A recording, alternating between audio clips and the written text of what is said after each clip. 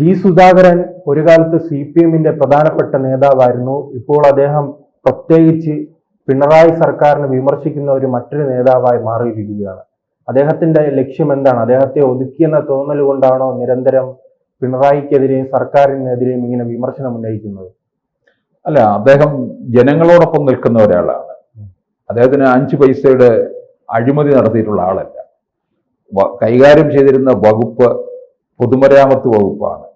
മറ്റ് പലരുടെയും കയ്യില് കറ പുരളുന്ന വകുപ്പാണ് അദ്ദേഹം കൈകാര്യം ചെയ്തത്. ഇദ്ദേഹത്തിന്റെ കൈകൾ സംശുദ്ധമായിരുന്നു. അത് അദ്ദേഹം ഇങ്ങനെ മറ്റ് ചിലരെ പോലെ സഭയിൽ ഇങ്ങനെ ഉയർത്തി കാണിച്ചിട്ടൊന്നുമില്ല. അദ്ദേഹം അത്ര ക്ലീൻ ആയിരുന്നു എന്നുള്ളതാണ്. ഇപ്പോൾ എന്താണ്, അദ്ദേഹം ഒരിടത്ത് സ്വസ്ഥമായിട്ട് കഴിയുന്നു. അദ്ദേഹം ആ പ്രസ്ഥാനത്തിൽ നിന്നും വിട്ടുപോയിട്ടില്ല. ആ പ്രസ്ഥാനം കൊണ്ടും ജനങ്ങൾ അനുഭവിക്കുന്ന ബുദ്ധിമുട്ട് മനസ്സിലാക്കുമ്പോൾ അദ്ദേഹം അതിലെ പല കാര്യങ്ങളെയും വിമർശിക്കുന്നു. ആ ഭരണകൂടം തന്നെ, അതായത് ഇദ്ദേഹം പറയുന്നത് ഉദ്യോഗസ്ഥരുടെ അഴിമതിയെക്കുറിച്ചും അലംഭാവത്തെക്കുറിച്ചും മേലധികാരികളോട് പറഞ്ഞിട്ടും പ്രയോജനം ഉണ്ടായില്ലെങ്കിൽ അതിനർത്ഥം ഭരണകൂടം പരാജയമാണെന്നാണ്. ഇപ്പൊ പറഞ്ഞിരിക്കുന്നത്, ഈ പത്തനംതിട്ട ജില്ലയിലെ പെരുന്നാടിന് സമീപമുള്ള അത്തിക്കയം എന്ന് പറയുന്ന ഒരു സ്ഥലത്ത് ഒരു അധ്യാപികയുടെ ഭർത്താവിന്റെ മരണം. അധ്യാപികയുടെ ശമ്പളം 12 വർഷത്തെ ശമ്പളമാണ് കൊടുക്കാനുള്ളത്, പിടിച്ചു വച്ചിരിക്കുകയാണ്. ഇതിനു വേണ്ടി കയറി ഇറങ്ങി ഒരു കുറെ. പണ്ട് ചെമ്മനം ചാക്ക ഒരു കവിതയുണ്ട്. അദ്ദേഹം ഈ പെൻഷന് വേണ്ടി എല്ലാം റെഡിയാക്കാൻ AGS ഓഫീസ് കയറി ഇറങ്ങുന്നത്. അവസാനം അദ്ദേഹം ഒരു കവിത എഴുതി. വയ്യനിക്ക് AGS ഓഫീസിന്റെ പടി കയറി ഇറങ്ങുവാൻ എന്ന് പറഞ്ഞുകൊണ്ടാണ് കവിത തുടങ്ങുന്നത്. ആ കവിത വലിയ വിവാദമായി, പത്രങ്ങളിലൊക്കെ വന്നു. പിറ്റേ ദിവസം അതിന്റെ കോപ്പിയൊക്കെ AGS ഓഫീസിൽ പലയിടത്തും സർക്കുലർ ആയിട്ട് ചെല്ലുകയൊക്കെ ചെയ്തു. അങ്ങനെ ഒടുവിൽ അത് സാങ്ഷനായി എന്നുള്ളതാണ്. അത് അദ്ദേഹം വളരെ പോപ്പുലർ ആയിട്ടുള്ള ഒരാള് കവിതയിലൂടെ പ്രതികരിച്ചു കഴിഞ്ഞപ്പോൾ ഇന്നത്തെ പോലെ സോഷ്യൽ മീഡിയ ഒന്നും ഇല്ലല്ലോ, അതിന്റെ ഫലം കണ്ടെത്തി എന്നുള്ളതാണ്. ഇത് മാധ്യമങ്ങളൊക്കെ തന്നെ പലവട്ടം ഇത് റിപ്പോർട്ട് ചെയ്തിട്ട് പോലും ഉദ്യോഗസ്ഥരുടെ അലംഭാവമാണ്, അഴിമതിയുടെ അങ്ങേറ്റം ഇവിടെ നടന്നു എന്നുള്ളതാണ്. ഒന്ന് ആലോചിക്കണം. ഇപ്പൊ 10 വർഷം ആകും.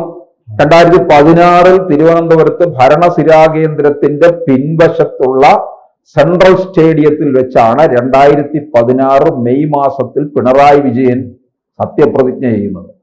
അന്ന് പറഞ്ഞ 2 കാര്യങ്ങൾ ഇപ്പോഴും പലരുടെയും മനസ്സിൽ നിൽക്കുന്നുണ്ട്. ഒന്ന്, ഈ ഓരോ ഫയലിലും ഓരോ ജീവിതമുണ്ട്. നമ്മൾ വലിയ ആവേശത്തോടു കൂടിയാണ് 1957 EMS മന്ത്രിസഭ അധികാരമേൽക്കുന്ന ഒരു പ്രതീതിയായിരുന്നു 2016 പിണറായി വിജയൻ അധികാരമേൽക്കും. അവരുടെ മുദ്രാവാക്യം തന്നെ എല്ലാം ശരിയാകും, LDF കേൾക്കുമ്പോൾ വിചാരിക്കും എല്ലാം ശരിയായിട്ടുണ്ട്. അങ്ങനെയായിരുന്നു. 57 EMSന്റെ മന്ത്രിസഭ വരുന്നത് കേരളത്തിൽ ഉത്സവമായിരുന്നു എന്ന് പറഞ്ഞു കേട്ടിട്ടുണ്ട്. പിൽക്കാലത്ത് OV വിജയൻ ഒരു ലേഖനം എഴുതിയപ്പോൾ അതിനകത്ത് അദ്ദേഹം എഴുതിയിരിക്കുന്നത്, അന്ന് അദ്ദേഹം മദുരാശിയിലെ ഒരു കോളേജിൽ ജോലി ചെയ്യുകയാണ്. അപ്പോൾ EMS സത്യപ്രതിജ്ഞ ചെയ്യുന്ന ദിവസം കേരളത്തിൽ വരാൻ വേണ്ടി അദ്ദേഹം ലീവ് കൊടുത്തു. ഇവിടെ EMS സത്യപ്രതിജ്ഞ ചെയ്യുന്നൊന്നുമല്ല, ഞങ്ങളുടെ നാട്ടിലൊരു ഉത്സവമാണ് എന്നാണ് അദ്ദേഹം ലീവ് ലെറ്റർ റീസൺ കാണിച്ചത്. അതൊന്ന് ആലോചിച്ച് നോക്കുക. അതിൻ്റെ ആ ഒരു ആഘോഷത്തിമിർപ്പും ജനങ്ങളുടെ പ്രതീക്ഷയും അതൊക്കെ പോയി. എല്ലാം അതേ രീതിയിലുള്ള പ്രതീക്ഷയൊക്കെ വെച്ച് പുലർത്തി. ഈ പ്രസംഗമൊക്കെ ഈ പറഞ്ഞ പോലെ മുദ്രാവാക്യം വലിയ ആവേശമല്ലായിരുന്നു. അതിലങ്ങ് വിശ്വസിച്ചു പോയി ജനം. പിന്നെ ഈ ഓരോ ഫയലിലും ഓരോ ജീവിതമുണ്ട്. പിന്നെ ഇവിടെ ഒരു അവതാരങ്ങളെയും കണ്ടുപോകരുത്. ഈ അവതാരങ്ങൾ ഉമ്മൻചാണ്ടി സർക്കാരിന്റെ കാലത്ത് ഒരുപാട് അവതാരങ്ങൾ അവിടെ കയറി ഇറങ്ങി, അല്ലെ, ഭരണകൂടത്തെ തന്നെ മോശമാക്കി കാണിച്ചു. അതുകൊണ്ടാണ് ഇനി ഒരു അവതാരവും ഇവിടെ ഉണ്ടാവില്ല എന്നൊക്കെ പറഞ്ഞത്. സെക്രട്ടേറിയറ്റിന്റെ പരിസരത്തൊക്കെ എപ്പോഴും സെക്രട്ടേറിയറ്റിനകത്തും ഒരുപാട് അവതാരങ്ങൾ ഉണ്ടെന്ന്. ഇത് പിണറായി വിജയൻ വന്നപ്പോൾ അവതാരങ്ങളുടെ ഘോഷയാത്ര തന്നെയാണ്, അതിനകത്തൊന്നും മാറ്റവും സംഭവിച്ചിട്ടില്ല. അപ്പൊ അന്ന് ഇതെല്ലാം ജനം കൈയടിച്ച് സ്വീകരിച്ചതാണ്. ഇപ്പൊ അതല്ലേ കാണുന്നത്. ഓരോ ഫയലിലും ഓരോ ജീവിതം ഉണ്ടെന്ന് പറയുമ്പോൾ ഇപ്പോൾ എന്താണ്, ഇപ്പോൾ സുധാകരൻ തന്നെ പറയുന്നുണ്ട്, സെക്രട്ടേറിയറ്റിൽ മാത്രം 3.5 ലക്ഷം ഫയലുകൾ കെട്ടിക്കിടക്കുമെന്നാണ് വാർത്ത വന്നിട്ടുള്ളത്. സുധാകരൻ പറയുന്ന എന്തായാലും അതിനകത്ത് വിശ്വസിക്കാൻ പറ്റും. കാരണം അദ്ദേഹം അവിടെ ഇരുന്നിട്ടുള്ള ആളല്ലേ, അദ്ദേഹത്തിന് അറിയാമല്ലോ.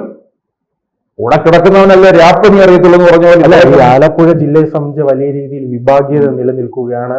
ഈ മുതിർന്ന നേതാക്കളും പിന്നീട് നമുക്കറിയാമല്ലോ അവിടെ ഒരു മതപരമായി തന്നെ ഒരു വലിയ പ്രശ്നം ആലപ്പുഴയിൽ ഉണ്ടാകുന്നു. ഇനി അത്തരം പ്രശ്നങ്ങളുടെ കാരണമായിരിക്കുമോ നിരന്തരം പാർട്ടിക്കെതിരെ ഈ ജി സുധാകരൻ രംഗത്ത് വരുന്നത്? ഒരു കാലത്ത് പാർട്ടിക്ക് വേണ്ടി വലിയ രീതിയിൽ പോരാടിയിട്ടുള്ള നേതാവാണ്. ആ സമയമല്ലേ ഇദ്ദേഹം മൗനം പാലിച്ചിട്ടുണ്ടല്ലോ.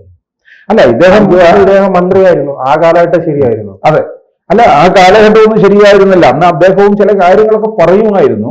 ഇത്രയും നിശ്ചിതമായിട്ടുള്ള രീതിയിൽ കയറി പോകത്തില്ല എന്നേ ഉള്ളൂ. ഇപ്പോഴത് ഒന്നുകൂടെ അത് ഒന്നുകൂടെ രാഗി മിനുക്കിയെടുത്തു എന്നുള്ളതാണ് ആ വിമർശനത്തിന്. കാരണം അതൊക്കെ ജനം ഇതിനൊക്കെ പിന്തുണയുണ്ടെന്നുള്ള കാര്യമാണ്. കാരണം ഇത് മൊത്തത്തിൽ നമുക്കിപ്പോ ഡോക്ടർ ഹാരിസ് പറഞ്ഞ പ്രസ്താവനയൊക്കെ ആയിട്ട് ഇത് കൂട്ടി വായിക്കേണ്ടതാണ്. ഇദ്ദേഹം പറഞ്ഞ ഒരു കാര്യം വെച്ച് നോക്കണേ, ഈ അതായത് സർക്കാരിന്റെ പണം ചോർത്തുന്ന 3 വിഭാഗങ്ങൾ ഉണ്ടെന്ന് അത് NN വോറ കമ്മിറ്റി റിപ്പോർട്ടിൽ പറഞ്ഞിട്ടുണ്ട്. അത് അദ്ദേഹം എടുത്തു പറയുന്നുണ്ട്.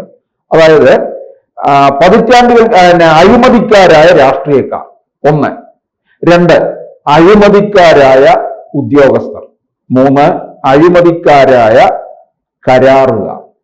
ഇതാണ് ഈ കരാറുകാരെയൊക്കെ നന്നായിട്ട് ഇദ്ദേഹത്തിന് അറിയാം. അദ്ദേഹം പൊതുമരാമത്ത് വകുപ്പ് കൈകാര്യം ചെയ്തതല്ലേ. ഇവർ 3 പേരുമാണ്. ഇപ്പൊ നോക്കിയോ, അഴിമതിക്കാരായ ഉദ്യോഗസ്ഥർ 5 വർഷം കൂടുമ്പോൾ ഈ സർക്കാർ ഉദ്യോഗസ്ഥന്മാർക്കെല്ലാം ശമ്പള കമ്മീഷൻ പുനർനിർണയം നടത്തും.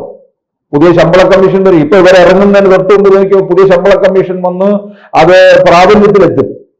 എന്തിനാണ്? അടുത്ത തവണ ആ വരാൻ പോകുന്ന തെരഞ്ഞെടുപ്പിലെ വോട്ട് ഈ ഉദ്യോഗസ്ഥരുടെ വോട്ട് മുഴുവൻ കിട്ടും. സർക്കാർ ഉദ്യോഗസ്ഥരുടെയും പെൻഷൻകാരുടെയും.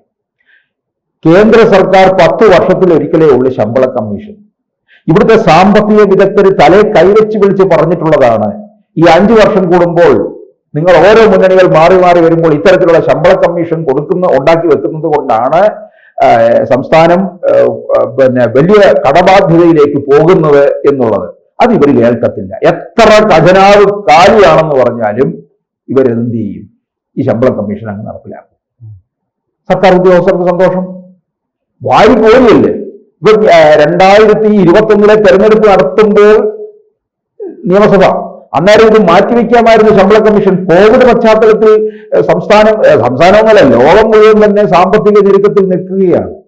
ആ സമയത്ത് ഇത് മാറ്റിവെക്കാമായിരുന്നു. ഇക്കുറി ശമ്പള കമ്മീഷൻ തൽക്കാലത്തേക്കില്ല എന്ന് പറയാമായിരുന്നു. അപ്പോഴും എന്താണ്, ഈ സർക്കാർ ഉദ്യോഗസ്ഥന്മാരെ തീറ്റിപ്പോറ്റുക, അവരോ തിന്നു മതിച്ച് അമ്പലക്കാളകളെ പോലെ നടക്കുക. ഈ സർക്കാരിനെ നിരന്തരം വിമർശിക്കുകയാണ് ജി സുധാകരൻ. ഈ രാഷ്ട്രീയപരമായ ഒരു പ്രധാനപ്പെട്ട തീരുമാനത്തിലേക്ക് പോകാനുള്ള സാധ്യതയുണ്ടോ? അദ്ദേഹത്തെ ചാക്കിട്ട് പിടിക്കാനായി BJP ഒരു വശത്തുണ്ട്. അത് ജയരാജൻ ഉൾപ്പെടെ സുധാകരൻ ഉൾപ്പെടെ പല നേതാക്കളെയും ലക്ഷ്യമിടുന്നുണ്ടല്ലോ. സുധാകരൻ അങ്ങനെ നമുക്ക് പോകുമെന്ന് ഉറപ്പ് പറയാനായിട്ട് പറ്റത്തില്ല. ഇപ്പൊ വേണേ പലരും പറയുമോ സുധാകരൻ വീട്ടിൽ രാമായണം വായിക്കുന്നുണ്ടല്ലോ, ചിലപ്പം സംഘപരിവാറാണ്. രാമായണമൊന്നും ശബരിമലയിൽ BJPയുടെ നേതാവ് ഗോപാലകൃഷ്ണൻ തന്നെ വീട്ടിലെത്തി അല്ലെ BJPയുടെ എന്താ പുസ്തകം കൊടുക്കുകയുണ്ടായി. അദ്ദേഹം അത് വളരെ സന്തോഷത്തോടെ അദ്ദേഹത്തെ സ്വീകരിക്കും. BJPയിലേക്ക് പോയി കഴിഞ്ഞാൽ ഇപ്പൊ നമുക്ക് പലരെയും അങ്ങനെ സംശയമുണ്ട്. കാരണം നരേന്ദ്രമോദിയിലൂടെ രാജ്യം നല്ലൊരു ദിശാബോധത്തിലേക്ക് പോകുന്നു. അപ്പോൾ അങ്ങനെയുള്ള ഒരു സാഹചര്യത്തിൽ കേരളത്തിലും രാഷ്ട്രീയ അന്തരീക്ഷം മാറുന്നു. അപ്പോൾ ഒരു ചുവടുമാറ്റം നടത്തിയാലും അതിനകത്ത് ഒന്നും അതിശയിക്കേണ്ടതായ കാര്യം ഇല്ല എന്നുള്ളതാണ്. പക്ഷെ CPM-നേക്കാൾ കൂടുതലായിട്ട് കോൺഗ്രസിൽ നിന്നുള്ള ചുവടുമാറ്റം ഉണ്ടാവുകയും ചെയ്യും. പക്ഷെ സുധാകരൻ എന്തായാലും അടങ്ങത്തില്ല, ഇനിയും വിമർശിച്ചുകൊണ്ടേ ഇരിക്കുമെന്നുള്ളതാണ്. കൂടുതൽ വാർത്തകളും വിശേഷങ്ങളും നിങ്ങളിലേക്ക് എത്താൻ ABC മലയാളം സബ്സ്ക്രൈബ് ചെയ്യുക, ബെൽ ബട്ടണും അമർത്തുക.